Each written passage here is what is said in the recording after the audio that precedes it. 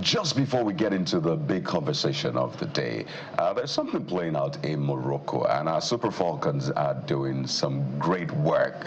So this is almost like going to the back page of the front pages or the dailies and talk about sports.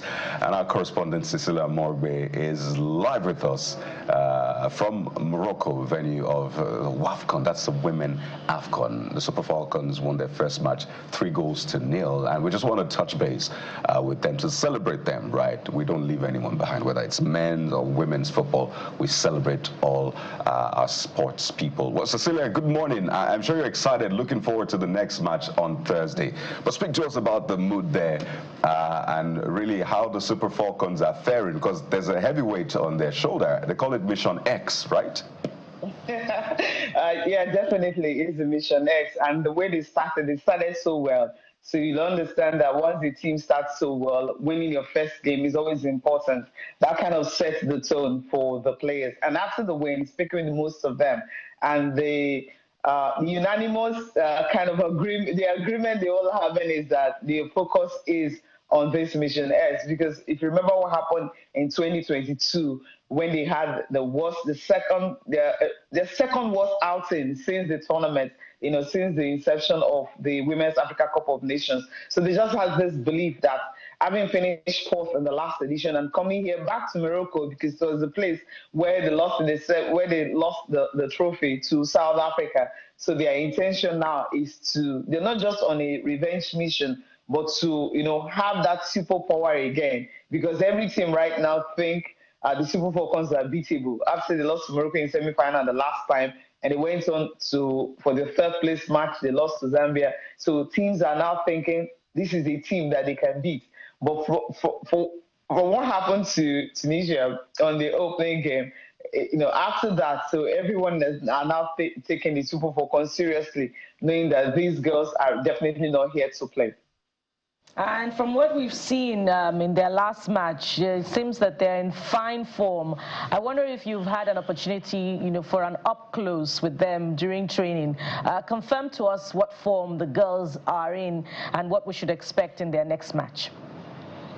Yeah, I think I haven't really observed them in training because landed, after their last training session, so I was just able to reach them before the game. But the warm-up game that they had, I learned that some of the girls were actually a bit heavy. But I think maybe it's because of the opening game and the fact that they've not really been together for a very, very long time. I think the camping days was about 10 or 8 days camping or something for you to have all the players together. So I think maybe that's one of the things that are playing out. But I think generally the mood is actually that they want to win at this tournament. So since they're not having no injury worries or anything in camp as of now, and the fact that there's just this joy and happiness among them, so the whole focus now is for them to see how they can approach the next game. When I asked Chiamaka Nandozie, what's the mission? And it's of course Mission S is to win, but they are taking they are taking the tournament one game at a time. The same thing the coach echo, they're taking it one game at a time. They're not looking beyond what they have next right in front of them, which is Botswana on Thursday. That's the team they will play. Botswana lost to Nigeria by a long goal. And we know the last edition, Botswana and Nigeria played, of course, was Nigeria won that match. So that tells you that what they are right now it tells you how the girls are ready, how they're prepared, and how they just intend to just come here, not just to, do what they did the last time, but do what they did in 2018. Yes, we understand that most of the players that did that are not here. I think we just have a couple of them, the likes of Asisa Toshola, Osinachi Ogale, Ainde, and of course the goalkeeper. I just have a few of them that were in that tournament that started the game, that they played on their opening game. And of course, Francisca Vega didn't get a time to play, or Numoni didn't get a time to play. So it tells you that if you look at the bench and look at the players that started, so there's a lot of talent everywhere. So there is no doubt that, with this crop of talent, with the kind of motivation, with the kind of they're self-motivated really to go all the way. I think the second game against Botswana will be more relaxed because the game against Tunisia at first, the first half was a bit shaky, but when it got those 2 goals cushion, yeah, it get better in the second half. They created more chances, but the goals weren't coming on it until Iwizu actually scored that goal to make it 3-0, and then there was a kind of a balance for the game. Good. It was good to see them pay tribute to Peter Rufai. I could see on Assistant Oshola's ban where she wrote his name. Even Risola, when she scored, you know, with this Diogo Jota's celebration. So I think the stakes are also high for them, particularly for Peter Rufai. So against Botswana on Thursday, as you said, and Algeria on Sunday, we're wishing them the very best. But Cecilia, your predictions? Botswana, Algeria. Give us a prediction. Yeah, Botswana, Nigeria.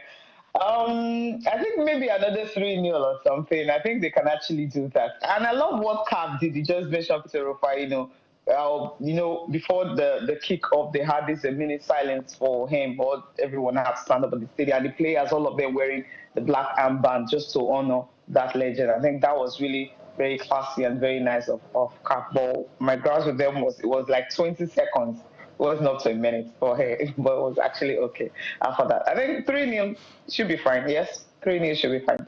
Should be fine. Well, we have to thank you so much, Cecilia Morgbe, reporting live from Morocco.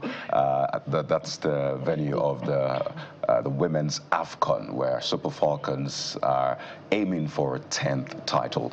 Cecilia, have a great day. I know there's a briefing very soon, which you have to run to, but get back to us as soon as you have more interesting stuff. Thank you very much. Yeah.